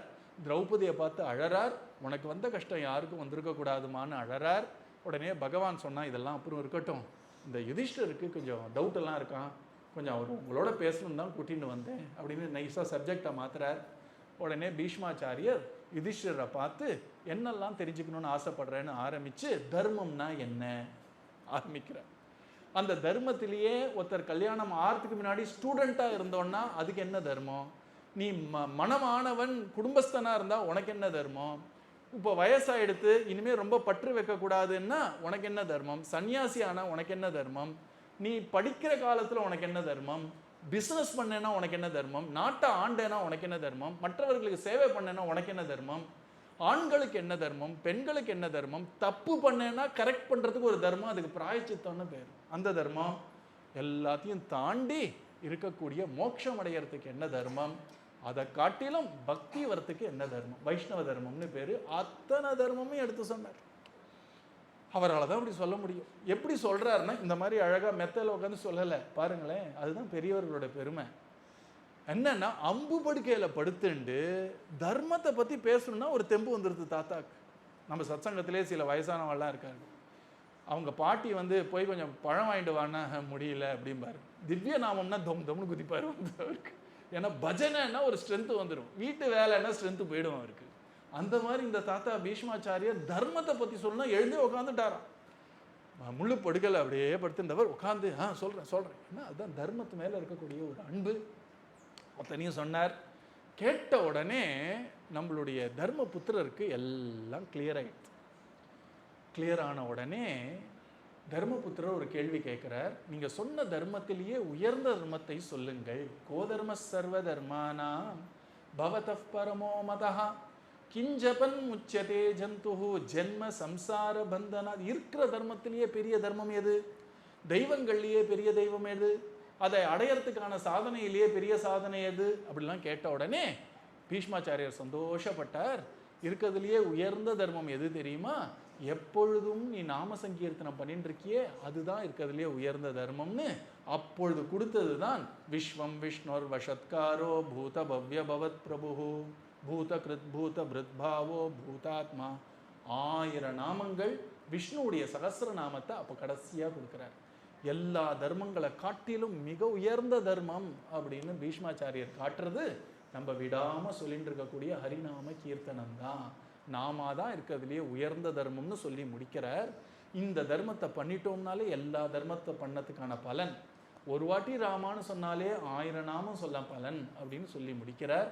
உடனே சந்தோஷப்படுகிறார்கள் எல்லாரும். உடனே பீஷ்மாச்சாரியர் சொல்கிறார், என் நேரம் வந்துருத்து, நான் பார்க்க வேண்டியவனை பார்த்தாச்சு, எனக்கு உத்தராயண காலமும் வந்தாச்சு, அதனால இப்போ நான் என் பிராணனை விட போகிறேன் அப்படின்னு நிற்கிறார். அப்போது கிருஷ்ணனை பார்த்து கிளம்பும் பொழுது கிருஷ்ணன் மேலே அழகாக 11 ஸ்லோகங்கள் இருக்கக்கூடிய பீஷ்மஸ்துதியை சொல்லிட்டு தான் கிளம்புறார். அதுதான் பீஷ்மஸ்துதின்னு பார்க்குறோம். அப்படி கண்லேருந்து ஜலம் வர வர வர கண்ணனை பார்த்து அப்படி சந்தோஷப்படுறாராம். பகவானை பார்த்ததுனால வலி போச்சு, பகவானை பற்றி ஸ்துதி பண்ணதுனால அவருடைய காயெல்லாம் அவருக்கு மறந்து போச்சு. அப்படி தன்னுடைய பிராணனை இந்த ஒரு பீஷ்மஸ்துதி சொல்லி அவர் பிராணனை விடுறார். ஏன்னா கடைசியாக பார்க்க வேண்டியதை பார்த்தாச்சு. நம்ம குருநாதர் கூட சொல்கிறார், தக்க தருணத்தில் பக்க துணை நமக்கு முரளிதரன் சுவாமி பிரேமிக வரதனன்றோ. பீஷ்மாச்சாரியாருக்கு என்ன ஒரு பெரிய பாக்கியம் கிடைச்சதோ, நம்ம சத்சங்கத்தில் இருக்கக்கூடிய நம்ம ஒருத்தருக்கும் அந்த பாக்கியம் உண்டு. யார் விடாமல் ஹரே ராமா சொல்கிறோமோ, நம்ம எப்போ ரொம்ப அவசியம், நமக்கு தெய்வத்தோட அவசியம்னா நம்ம பிராணம் கிளம்பி போகும்பொழுது தான் அந்த நேரத்தில் பிரேமிக்க வரதன் நம்ம குருநாதர் நம்ம மாதுரி சகி வந்து ரொம்ப இருட்டான பாதை, பயங்கரமான பாதை, அதெல்லாம் நம்மளை கண்ணில் காட்டவே காட்டாமல் கைப்பிடித்து கை அருளி நம்மளை எல்லாரும் கூட்டின்னு போகக்கூடிய பாக்கியம் நமக்கு. வாழ்க்கையில் கஷ்டம் நஷ்டம்லாம் வரதெல்லாம் சகஜம்தான். அதை எப்படியோ நம்ம நாம சொல்லி பிரார்த்தனை பண்ணி நம்ம புத்தியை யூஸ் பண்ணி எப்படியோ நம்ம அதெல்லாம் சரி பண்ணிக்கலாம். ஆனால் கடைசி சாப்டராக இருக்கக்கூடிய நம்ம பகவானை அடைய போகிறோன்ற சாப்டரை நம்ம குருநாதர் நமக்கு அஷ்யூர் பண்ணிட்டார். பீஷ்மாச்சாரியர் மாதிரி நிச்சயமாக வந்து கை பிடித்து கூட்டிகிட்டு போக போகிறான்னு நம்ம பிரேமிக்க வருதுன்னு சொல்லிட்டு அடுத்த வாரம் இந்த பீஷ்ம ஸ்துதி என்னங்கிறத பார்ப்போம். ஆச்சரியமான ஸ்துதி. சர்வத்திர கோவிந்த நாம சங்கீர்த்தனம் सद्गुरु महाराज की